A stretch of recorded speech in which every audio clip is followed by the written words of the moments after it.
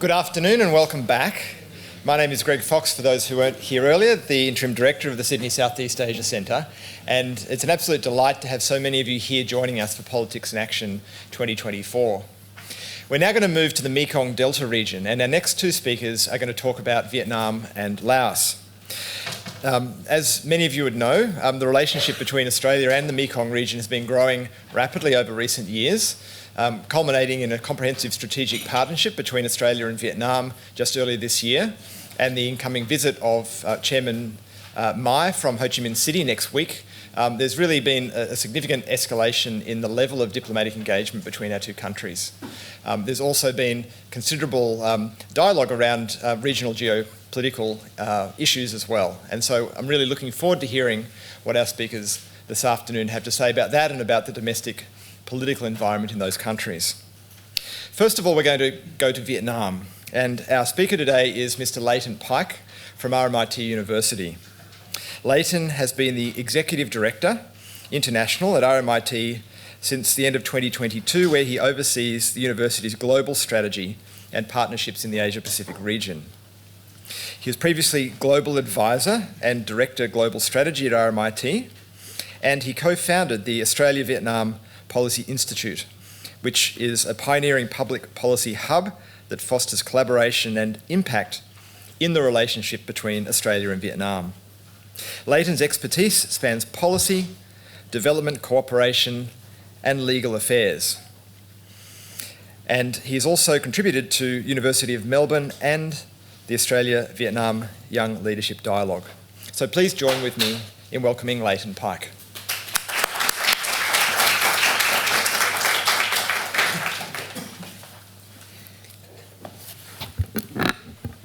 Thank you, Greg. Thank you, Sydney Southeast Asia Centre. It's a pleasure to be here.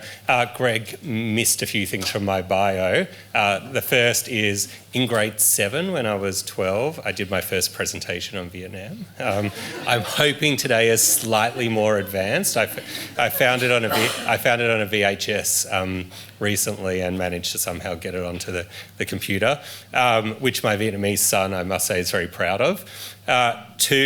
RMIT is the largest university operating a campus anywhere in the world in Vietnam. So that's the link with RMIT to Vietnam. We've got 15,000 students. For those of you who don't know, that's bigger than some Australian universities already. So it's a massive place and something we talk about at work every day. And thirdly, before I was at RMIT, I lived in Hanoi. I worked at the Australian Embassy in Hanoi, so I had a previous life as a federal diplomat. I'm not an academic, I'm a professional staff member, and I'm here today talking on behalf of the institute that Greg mentioned, which is the Australia-Vietnam Policy Institute. So, where should we begin a presentation around Vietnam? This is the obvious place in my mind, and Ho Chi Minh, the founder of the Communist Party of Vietnam, the president of Vietnam until his death in the late 60s, is really the sort of national icon. If any of you have been to Vietnam, I'm sure many of you have, you've seen this, not just in public places, but in all public buildings. His legacy lives on 50 years after his death, and right through all elements of the party and the country. Vietnam as a country, I'll just start there, is 63 provinces. That's made up of the 5 cities, municipalities, so that's Hanoi, Ho Chi Minh City, Da Nang, Can Tho and the like, and then the balance in 58 provinces. Each of those provinces have their own, as I've said there, their own People's Council, their own People's Committee. So while there's obviously the national piece, which I'll come to in a moment, it's important to think about that devolved level of governance in Vietnam. We think Australia is complicated with 8 states and territories. Imagine 63 provincial governments. So that's just something to sort of geographically keep in mind while we're there. Population's currently sitting just shy of 100 million people. So here's a map, which will take a moment to absorb, but let me talk about everything that is in the dotted box. So the president, which is at the top, kind of similar to our Governor-General in that it's largely ceremonial. It's representative or representing Vietnam in foreign and domestic affairs, but largely in a representational type role. Beneath that is the National Assembly. So the National Assembly is, again, kind of similar to our Parliament, but also in many ways very different. But it does make the national laws, and that is the key similarity that is worth exploring. And beneath that, in the sort of, there's a number of shades of purple here, but I'd say the mauve is the government that's headed by the Prime Minister. Filtering down from the government, ministers, and then at the state level, departments. So imagine the Ministry of Foreign Affairs, that reports to the Minister of Foreign Affairs, but at every provincial level there is a Department of Foreign Affairs that reports both to the Minister of Foreign Affairs, but also through that People's Committee at the provincial level. So the government is big and complex, but it's responsible for the administration, the day-to-day governing of the country. And there's a very, very important thing to the far left, which is the party, and that is not in the box because that kind of controls and oversees everything, and that's something that we'll explore in a moment. For completeness in there, of course, we've got the judicial system, the highest being the Supreme People's Court.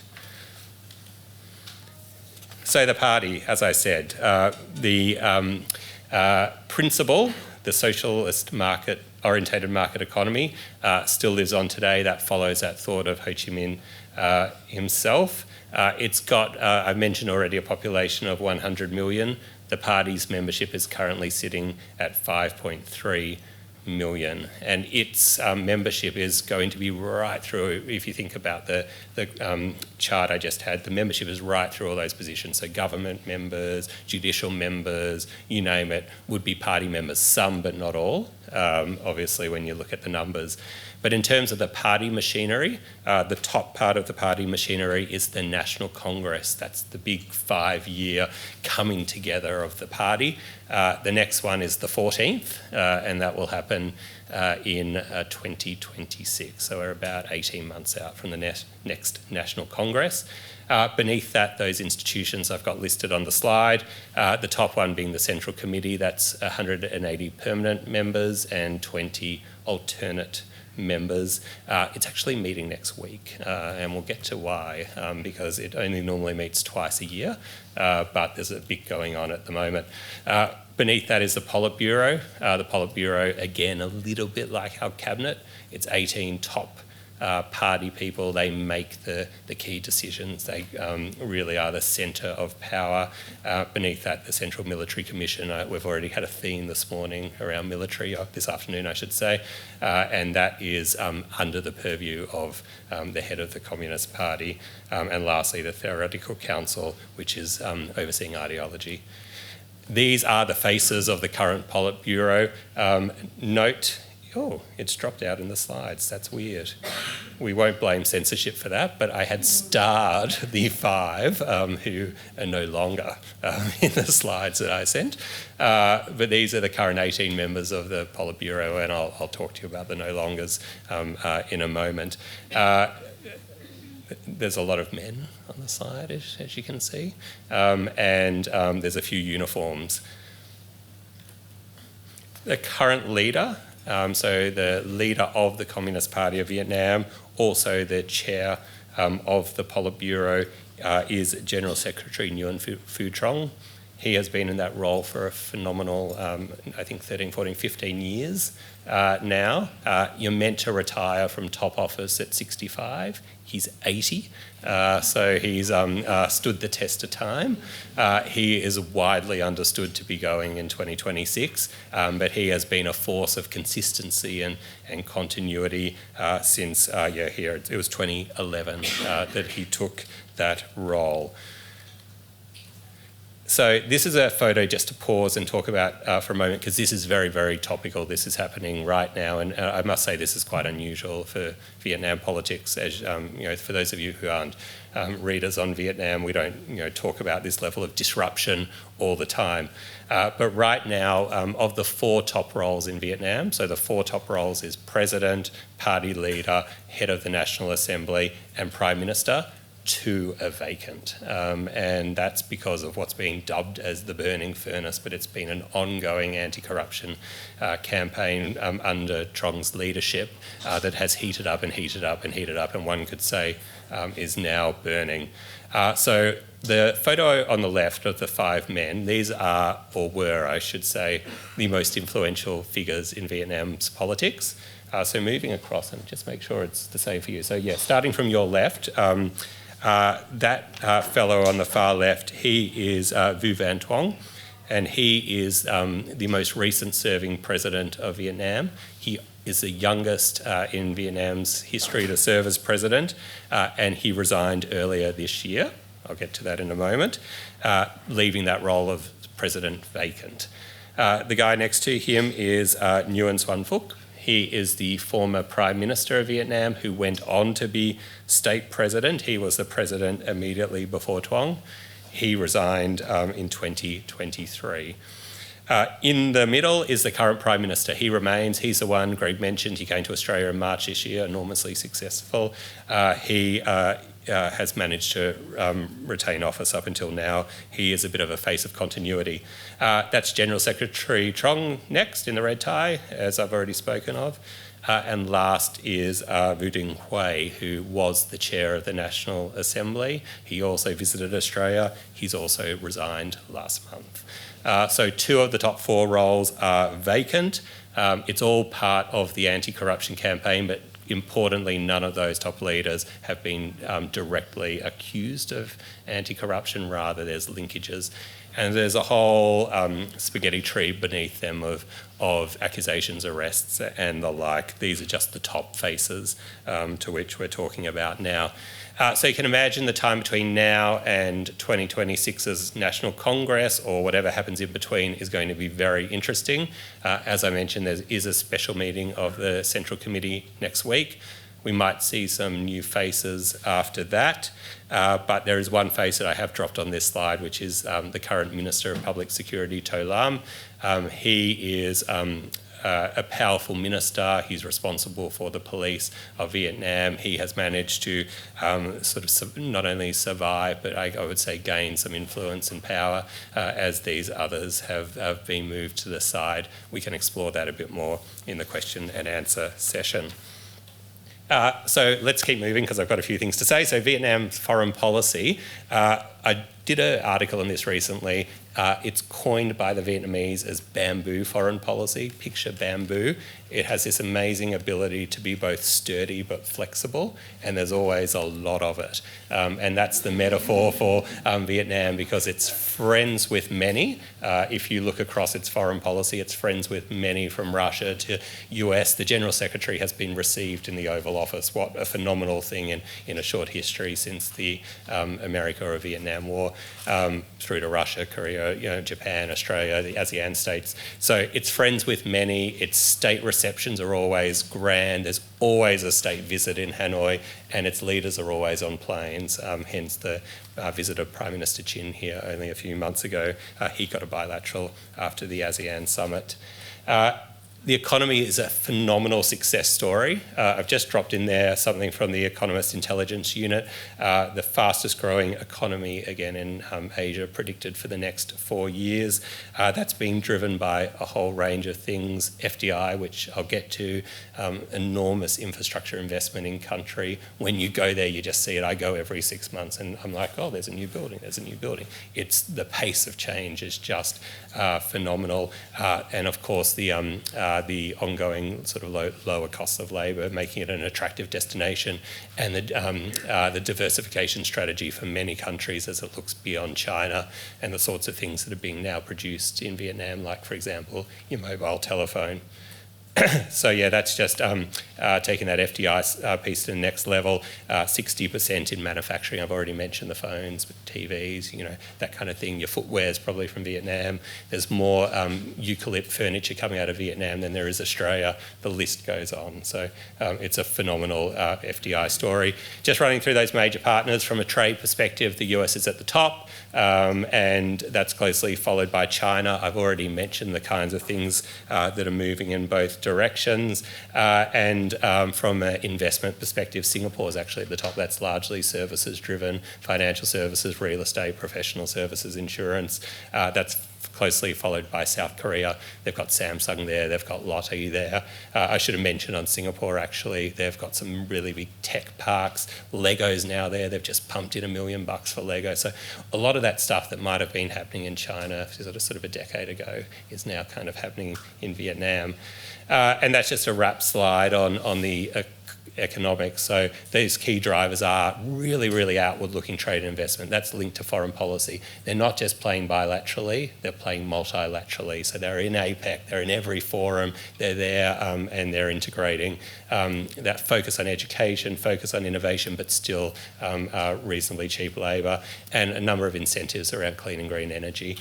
Challenges still remain political. We'll explore in the question and answer those geopolitical and global uncertainties, and an ongoing strong dependence on coal.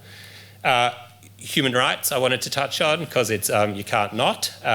There's been progress, but there's also challenges that are remaining. Vietnam is now on the UN Human Rights Council. That's a significant step forward for Vietnam. But at the same time, there's still, I think, 180, I've got the number somewhere if we need to verify that, political prisoners. There's all sorts of things happening, and NGOs are still facing a range of significant challenges. So those include, as I've mentioned there, limited funding, restrictive regulations, and some other instances which we can explore in the question and answers. Since I'm right after lunch, just to keep you awake, a quick quiz. So here is a bunch of people at a shopping centre. Why are they there? I've given a few answers, sort of options there. I can tell you it's not Prime Minister Albanese as much as we'd like to think it was. Taylor Swift didn't quite make it. Who was it? Well, it's actually these two guys. So they are some TikTokers. Google them afterwards, but this is just one thing I did want to touch on briefly because the TikToks are great fun, and Vietnam, it does have some way to go, but it is making progress in some areas, and LGBTI recognition is one of them.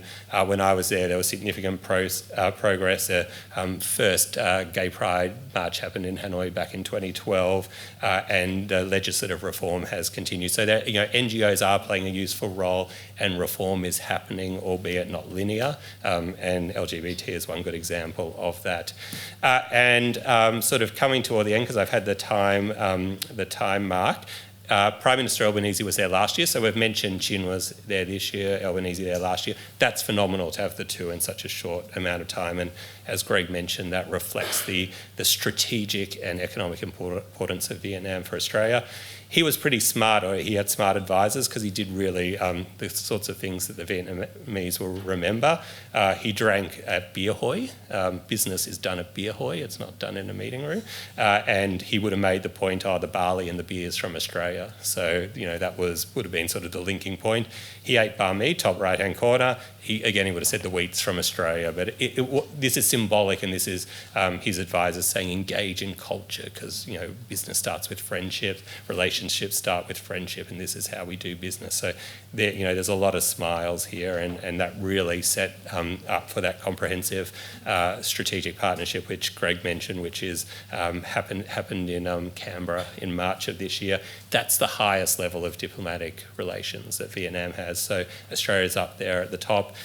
Trade is surging. There's a figure there, as you can see, up 75% since 2020. There's flights. I was mentioning this earlier.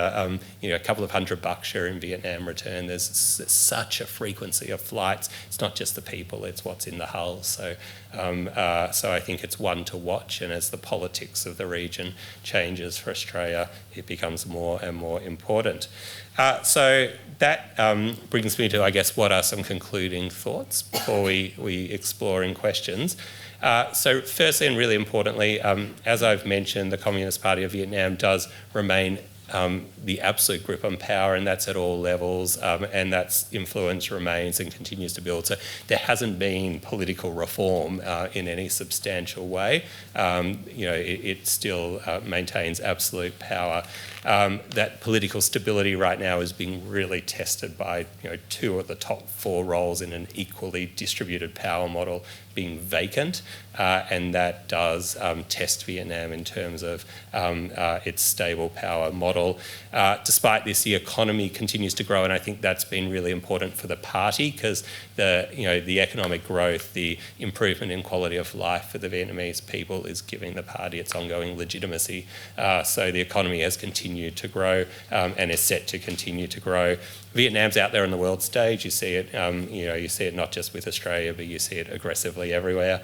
And lastly, as I've mentioned, that Australia-Vietnam relationship has been just taken to new heights in 2024, and we'll see that only grow. So there we go. That was the presentation. Just one quick plug while I've got the stage. So the Australia-Vietnam Policy Institute, as Greg mentioned, we've set it up. Follow the socials. It's a consortium model. We've got about 30 partners. There's 130 knowledge products on the website about Vietnam. So if you want to learn a bit more, jump on there and please follow the socials. Thank you.